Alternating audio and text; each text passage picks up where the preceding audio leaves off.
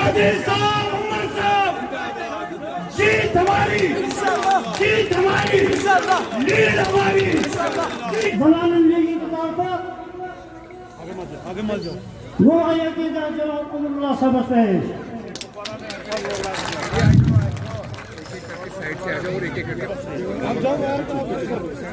उनका एक तो खैर मकदम करना चाहूँगा और उनका शुक्रिया अदा करना चाहूँगा कि उन्होंने हमें वक्त दिया ताकि वो हम हमारी बात सुने और डिसलोकेट करने से मगर खुदा से मगर इसका दिन तब कौन मिलता है जिसके मन महाराज नारे तकबीर, नारे रिसालत,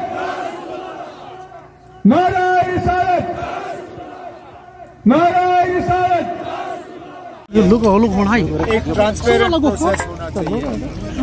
हर किसी को अपनी सफाई देने का हक है और कानून ये कहता है कि जब तक आपको गुनहगार साबित नहीं किया जाता आपको बेगुनाह समझा जाता है। अगर कानून ये कहता है तो चाहे वो जो भी हो उनको अपनी सफाई देने का पूरा मौका मिलना चाहिए। इससे ज्यादा कहने की कोई जरूरत ही नहीं है। बीजेपी कह रहे हैं कि 60 साल में आज तक तामीर तरक्की नहीं कभी नहीं हुई है, आज तो तामीर तरक्की हो रही है। किसने कहा? बीजेपी। तो इलेक्शन कराए ना, सीधा सीधा जवाब है। अगर इतनी तरक्की हुई है तो इलेक्शन कराइए और लोगों को मौका दे दीजिए। अगर उन्होंने इतना काम किया है तो जरूर लोग उनको वोट देंगे, न सिर्फ जम्मू में बल्कि कश्मीर में भी। ऐसा क्यों है कि इतना काम अगर उन्होंने किया है तो वो बल्दियाती इलेक्शनों से भी भाग गए, पंचायत इलेक्शन से भी भाग गए, असेंबली इलेक्शन से भी भाग गए।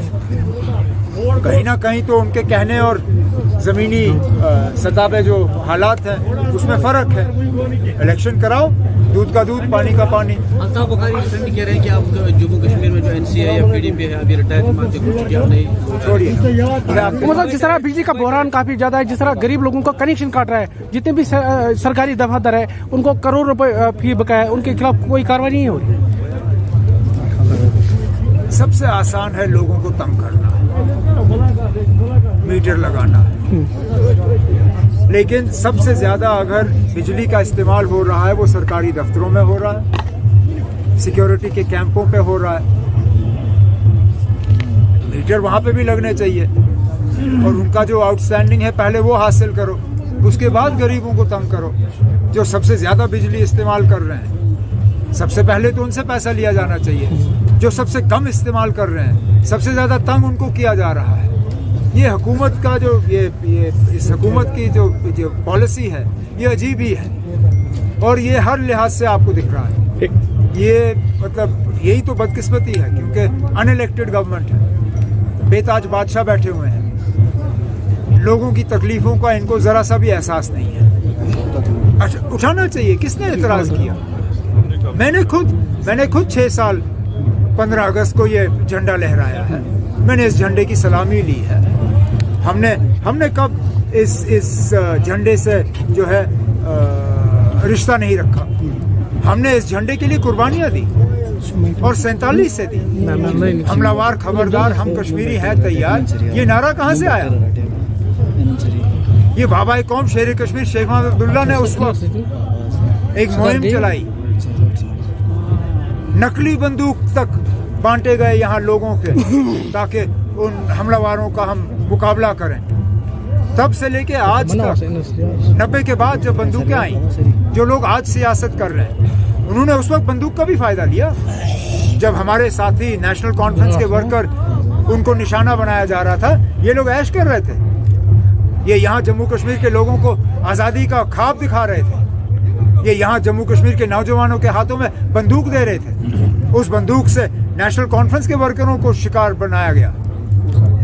ये तब था जब हमने इस झंडे का हाथ को थाम के रखा था।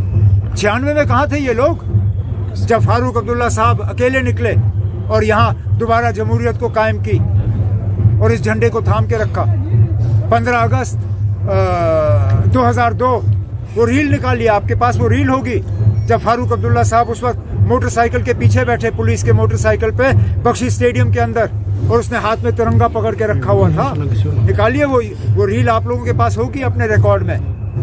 हम लोग नहीं है ना जिन्होंने इस झंडे की सियासत की। मैंने सिर्फ यही कहा कि सिर्फ झंडा दिखाने से लोगों के दिल नहीं जीते जाते। लोगों के जो जज्बात हैं उनकी कदर होनी चाहिए। लोगों के जो मुतालबे हैं वो मुतालबे हल होने चाहिए।